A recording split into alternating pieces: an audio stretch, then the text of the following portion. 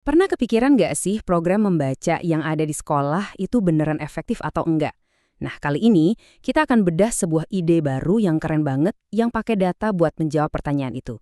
Siap-siap, ini mungkin bisa mengubah cara kita memandang kebiasaan membaca selamanya. Nah, ini dia pertanyaan kuncinya. Sekolah kan punya banyak banget program membaca, tapi gimana kita tahu kalau program itu beneran jalan? Seringnya ya kita nggak tahu. Dan inilah masalah besar yang coba dipecahkan oleh inovasi yang akan kita bahas tuntas hari ini.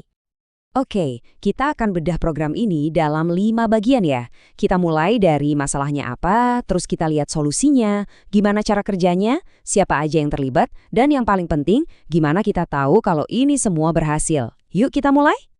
Pertama-tama, yuk kita dalami dulu masalahnya. Apa sih sebenarnya yang kurang dari program membaca yang ada sekarang ini? Ini dia nih akar masalahnya. Program kayak membaca 15 menit setiap hari itu niatnya bagus banget, tapi seringkali cuma jadi anjuran aja. Coba bayangin, ini tuh kayak kita nyuruh orang olahraga, tapi nggak pernah nyatet latihannya sama sekali. Ya kita nggak akan pernah tahu perkembangannya kan? Nah, itulah yang terjadi di sini. Nggak ada sistem yang solid buat memantaunya. Jadi, ini dia perubahan mendasar yang mau dicapai. Dari yang tadinya cuma himbauan, sporadis, dan gak kepantau, menjadi sebuah ekosistem yang terukur, sistematis, dan kolaboratif. Ini bukan cuma perbaikan kecil-kecilan loh, ini benar-benar mengubah cara mainnya. Oke, kita udah lihat ya masalahnya. Sekarang, yuk kita intip solusinya yang menurut saya cerdas banget. Sebuah pendekatan digital yang gak cuma mendorong anak buat membaca, tapi juga memantaunya secara real time. Inilah jantung dari solusinya, jurnal membaca digital. Tapi, penting banget nih buat kita pahami. Ini tuh bukan sekedar aplikasi biasa. Ini adalah sebuah sistem yang menyatukan 3 pihak krusial, yaitu sekolah, orang tua, dan keluarga. Dan membuat mereka semua bicara dengan satu bahasa yang sama, yaitu data yang transparan. Program ini punya 4 tujuan yang jelas banget. Jadi bukan cuma soal bikin anak baca ya, tapi juga gimana caranya biar programnya efektif, pendampingannya jadi lebih optimal karena pakai data, orang tua jadi ikut terlibat aktif, dan semua aktivitasnya bisa dipantau langsung. Wah, komprehensif banget kan? Oke, konsepnya kedengaran keren, tapi gimana cara kerjanya di lapangan? Mungkin Anda mikir ini bakal ribet, tapi ternyata alurnya justru simple banget. Prosesnya itu cuma 3 langkah simple, gampang banget. Pertama, ya jelas siswa membaca. Ini aktivitas intinya. Kedua, aktivitas tadi dicatat di formulir online yang gampang diisi. Nah, bagian pentingnya di sini adalah orang tua bisa ikut bantu ngisi dan ini jadi titik awal keterlibatan mereka. Ketiga, dan ini dia nih keajaibannya. Data itu langsung saat itu juga muncul di portal bersama. Nggak ada lagi tuh yang namanya laporan mingguan yang telat.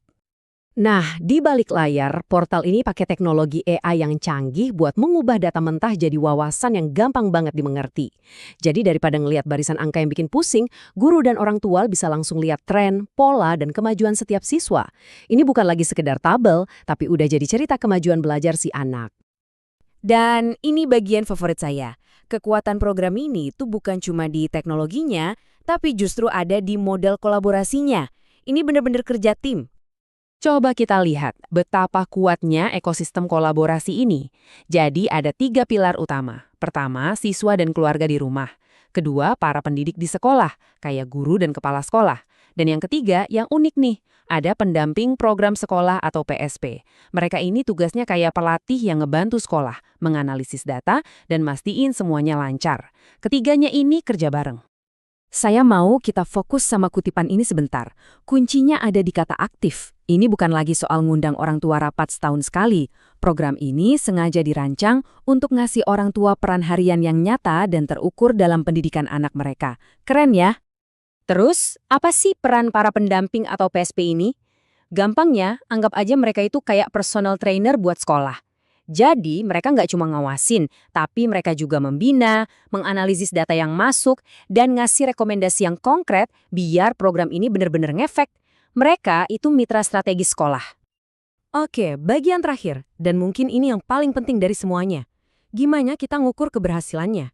Setelah semua usaha ini, hasil nyatanya apa sih yang kita harapkan? Ada 3 hasil konkret yang jadi fondasinya. Pertama, Jurnalnya harus beneran dipakai. Kedua, portal datanya harus berfungsi dengan baik. Dan ketiga, keterlibatan keluarga harus kelihatan meningkat. Ini 3 pilar yang harus kokoh. Tapi, ini semua cuma alat buat mencapai tujuan yang lebih besar lagi. Nah, di luar ketiga hasil tadi, ada satu indikator utama yang jadi penentu keberhasilan sesungguhnya dari seluruh upaya ini. Apa itu? Dan jawabannya adalah konsistensi. Jadi, ukuran sukses utamanya itu bukan berapa banyak buku yang dibaca atau seberapa cepat mereka membaca, tapi apakah seorang anak jadi pembaca yang lebih rutin? Karena pada akhirnya, semua teknologi, data, dan kolaborasi ini cuma punya satu tujuan, yaitu membangun satu hal yang paling berharga, sebuah kebiasaan. Jadi, saya mau tinggalkan Anda dengan pertanyaan ini.